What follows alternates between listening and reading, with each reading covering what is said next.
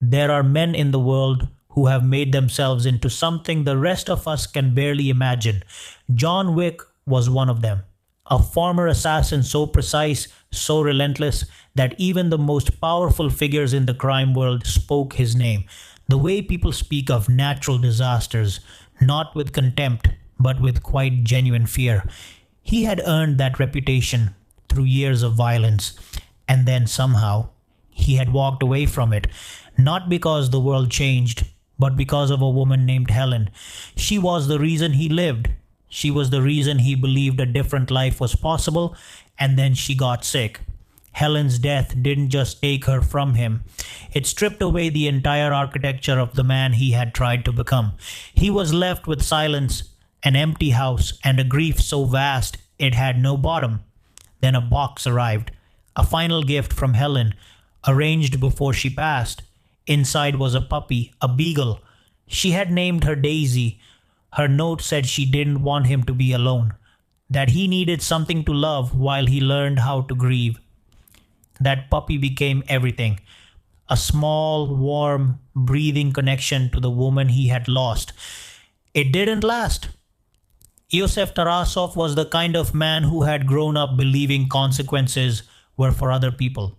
The son of Vigo Tarasov, one of the most powerful crime bosses in New York. Iosef had lived his entire life insulated from accountability. He spotted John's car, a sleek, immaculate 1969 Ford Mustang, and wanted it. When John refused to sell, he didn't walk away. That same night, he and his men broke into John's home. They beat him and left him on the floor. They took the car and they killed Daisy. They killed the puppy. They killed the last living thing Helen had given him. What Yosef didn't know, what his men didn't know, was who John Wick actually was. His own father knew. When Yosef went to Vigo to make the problem disappear, Vigo didn't get angry at John. He went pale. He told his son exactly what he had done. He said that John Wick was the man he had once sent to kill the boogeyman, and his son had walked into that man's home and taken everything from him. Vigo tried to handle it cleanly. He sent men to finish John before John could begin. They failed. They all failed. John moved through the underworld like a man who had already decided he was willing to die and was simply choosing the order in which things would happen. He retrieved weapons he had buried when he left that life, the tools of a trade he had never fully forgotten. He checked into the Continental Hotel, a neutral ground where criminals operated under a strict and sacred code. No business conducted on the premises, no contracts fulfilled within its walls. The Continental wasn't sanctuary forever. It was just a pause between violence and more violence. John used it accordingly. Bodies accumulated. Vigo put a contract on John's head.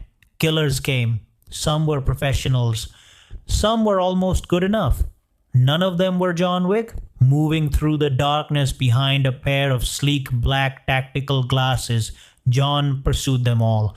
Dressed in a finely tailored, slim-cut black suit over a crisp black dress shirt, he moved with a kind of terrible efficiency that was almost beautiful to watch, if you weren't the one in the way. Every obstacle was a calculation. Every confrontation was already over before it started. He wasn't hunting out of rage alone. He was grieving out loud, in the only language the world he came from understood. Yosef died first. It was not dramatic. It was not cinematic. It was simply the end of a man who had never understood the weight of what he had done. Vigo was different. Vigo knew exactly what he had set in motion. He had known from the moment his son confessed. The final confrontation between the two men was almost elemental. Two people who understood the rules of this world completely, each of them knowing one of them was walking away. John was wounded. His tailored black suit torn and darkened with blood and rain, his hair matted flat against his face in the cold and the wet, but John was still John Wick. Vigo didn't walk away. What John was left with when it was over was not victory. It was just the aftermath. He was alive. He was still in pain. He found a dog at a veterinary clinic nearby, a pit bull puppy left without a home, not a replacement for Daisy, Nothing could ever be that, but something living, something warm, a small and stubborn reason to keep moving. John Wick walked back into the world carrying everything he had lost and everything he still was. But little did he know, there was still something coming for him, something that would drag him back into that world again.